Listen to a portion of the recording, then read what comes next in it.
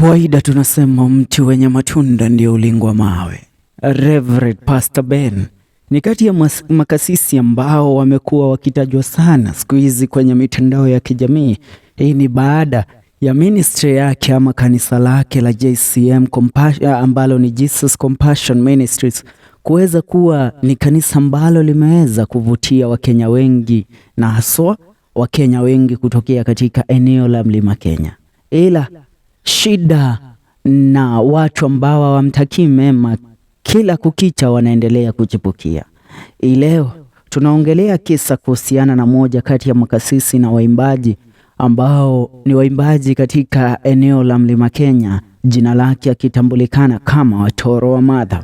In a viral video that is trending on all social media sites and especially on TikTok, a famous Akorino artist and a priest called Watoro wa Mother said that Pastor Ben must bring tithe to him.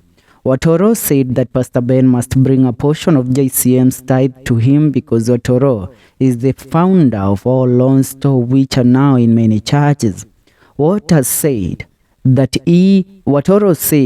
that he was the first person to build a LOARDS store in his church before other pastors started copying him, the first one being Pastor Ben of JCM.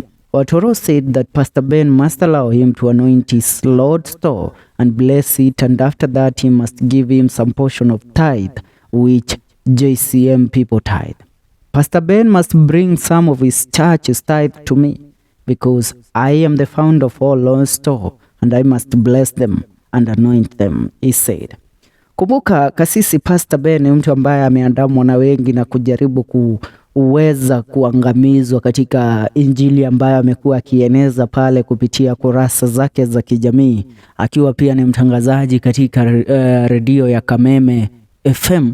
Lakini baada ya vita hivi vyote haionekani kama wataweza kumweza Pastor Ben, maana kadri wanavyompiga vita na kadri ambavyo wanajaribu kumchafulia jina ndivyo Mwenyezi Mungu anazidi kumbariki.